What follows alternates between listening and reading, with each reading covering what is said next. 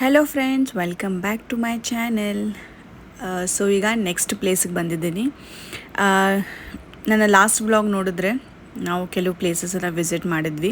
So ಇನ್ನೂ ಯಾರೆಲ್ಲ ನೋಡಿಲ್ಲ ಅಂತಂದರೆ ಪ್ಲೀಸ್ ಹೋಗಿ ನೋಡಿ. ಮತ್ತು ನನ್ನ ಚಾನೆಲ್ ವಿತೌಟ್ ಸಬ್ಸ್ಕ್ರೈಬಿಂಗ್ ನೋಡ್ತಾ ಇದ್ದರೆ ಪ್ಲೀಸ್ ಸಬ್ಸ್ಕ್ರೈಬ್ ಮಾಡ್ಕೊಳ್ಳಿ. ಸೊ ಬನ್ನಿ ಹಾಗಾದರೆ ಇವತ್ತಿನ ವ್ಲಾಗ್ನ ಸ್ಟಾರ್ಟ್ ಮಾಡೋಣ. ಈಗ ನಾನು ಬಂದಿರೋದು ಸೀತಾ ಗುಫಾ. ಸೊ ಇದೊಂದು ಪ್ಲೇಸ್ ಇದೆ, ಮತ್ತು ಪಂಚವಟಿ, ಇವು ಎರಡು ಪ್ಲೇಸ್ ಇದೆ ಈಗ ನೋಡೋದು. ನಾನು ಒಬ್ಬಳೇ ಬಂದಿದ್ದೀನಿ.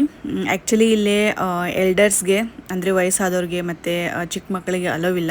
ಯಾಕಂದರೆ ಇದು ಒಂಥರ ಗುಹಾ ಥರ ಇದೆ. ಸೊ ಒಳಗಡೆ ಬಗ್ಗಿ ಹೋಗಬೇಕು. ಸೊ ಹಾಗೆ ಇಲ್ಲಿ ಅಲೋ ಮಾಡೋದಿಲ್ಲ. ಸೊ ಹಾಗಾಗಿ ನಾನು ಅಮ್ಮನ ಮತ್ತು ಪಾಪುನ ಒಂದು ಜಾಗದಲ್ಲಿ ಕೂಡಿಸಿ ಬಂದಿದ್ದೀನಿ. ಅವರು ಕೂಡ ಸುಸ್ತಾಗಿದ್ದರು. ಸೊ ಅವ್ರನ್ನ ಬಿಟ್ಟು ಈಗ ನಾನು ಒಬ್ಬಳೇ ಬಂದಿದ್ದೀನಿ. ಇದು ಸೀತಾ ಗುಫಾ. ಸೊ ಇದು ಕೂಡ ತುಂಬ ಚೆನ್ನಾಗಿದೆ ನೋಡೋದಕ್ಕೆ. ಇಲ್ಲಿ ಸೀತಾ ಇದ್ರಂತೆ, ಅಂದರೆ ಇಲ್ಲಿ ವಾಸವಾಗಿದ್ರಂತೆ. ಮತ್ತು ತುಂಬಾ ರಶ್ ಇದೆ. ಸೊ ಹಾಗಾಗಿ ಆದಷ್ಟು ಯಾರಾದರೂ ದೊಡ್ಡವರು ಇದ್ದಂದ್ರೆ ಎಲ್ಡರ್ಸ್ ಇದ್ದರೆ, ವಯಸ್ಸಾದವರಿದ್ದರೆ ಮತ್ತು ಮಕ್ಕಳಿದ್ರೆ ಅವಾಯ್ಡ್ ಮಾಡಬೇಕು. ನೀವು ಯಾರೆಲ್ಲ ಇಲ್ಲಿ ವಿಸಿಟ್ ಮಾಡ್ತೀರಾ, ಸೊ ಅವ್ರನ್ನ ಅವಾಯ್ಡ್ ಮಾಡಿ. ಅಂದರೆ ಅವ್ರನ್ನ ಕರ್ಕೊಂಡು ಬರಬೇಡಿ. ಯಾಕಂದರೆ ಅವ್ರಿಗೆ ನೋಡೋದಕ್ಕೆ ಆಗೋದಿಲ್ಲ. ತುಂಬ ಬಗ್ಗಿ ಒಳಗಡೆ ಹೋಗಬೇಕು. ತುಂಬ ಚಿಕ್ಕ ಪ್ಲೇಸಲ್ಲಿ ನಾವು ಹೋಗಬೇಕಾಗತ್ತೆ. ಯಾಕಂದರೆ ನೋಡಿ ಹೇಗೆ ಬಗ್ಗಿ ಹೋಗ್ತಿದ್ದಾರೆ. ಈ ಥರ ಕೆಳಗಡೆ ಇಳಿದು ಸ್ಟೆಪ್ಸ್ ಇತ್ತು, ಒಳಗಡೆ ಹೋಗಬೇಕು. ಈ ಥರ ಗುಹಾ ಥರ ಇದೆ, ಗುಹಾನೇ ಅದು ಆ್ಯಕ್ಚುಲಿ. ಸೊ ಅಲ್ಲಿ ಕೆಳಗಡೆ ಹೋದರೆ ಒಂದು ದೇವರನ್ನ ಇಟ್ಟಿದ್ದಾರೆ, ಲಿಂಗನ ಇತ್ತು, ಈಶ್ವರ ಲಿಂಗ. ಸೊ ಅದು ಬಿಟ್ಟರೆ ಇದು ರಾಮ, ಸೀತಾ, ಲಕ್ಷ್ಮಣ ಇವ್ರದ್ದು ಮೂರ್ತಿ ಕೂಡ ಇದೆ ಅಲ್ಲಿ.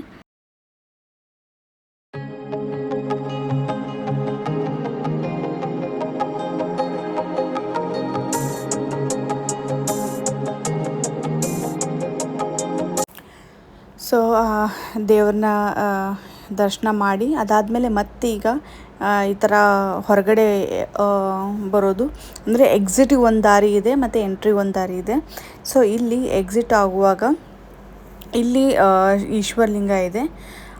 ಸೊ ನೋಡಿ ಯಾವ ಥರ ಇದೆ ಒಳಗಡೆ ಎಲ್ಲ, ಎಷ್ಟು ಚೆನ್ನಾಗಿ ಅಂದರೆ ಕಟ್ಟಿದ್ದಾರೆ, ಲೈಟಿಂಗ್ಸ್ ಎಲ್ಲ ಹಾಕಿದ್ದಾರೆ. ಸೊ ಈಗ ನೋಡಿ ಈಶ್ವರಲಿಂಗ.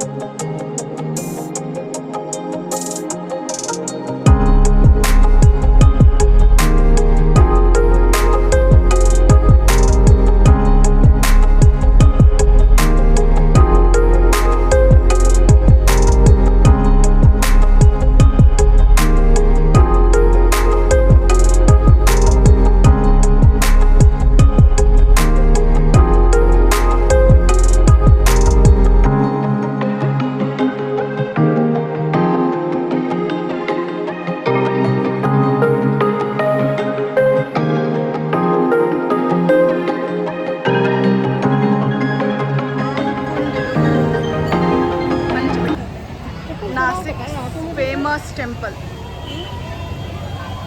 हां होय बघ, एवढंच आहे तिथे टेम्पल आहे. इकडं मला हे बघितलं तर ना पंढरपूरचं आठवलं.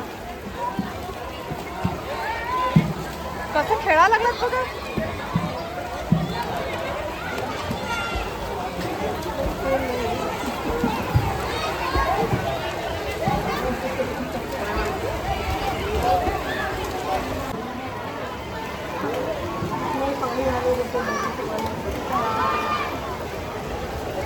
ಅಲ್ಲಿಂದ ನೀರು ಬಿಡ್ತಾರೆ.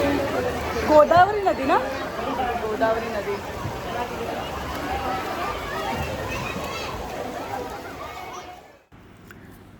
ಈ ಪ್ಲೇಸ್ನ ಹೆಸರು ಪಂಚವಟಿ. ಇಲ್ಲಿ ಗೋದಾವರಿ ನದಿ ಇದೆ.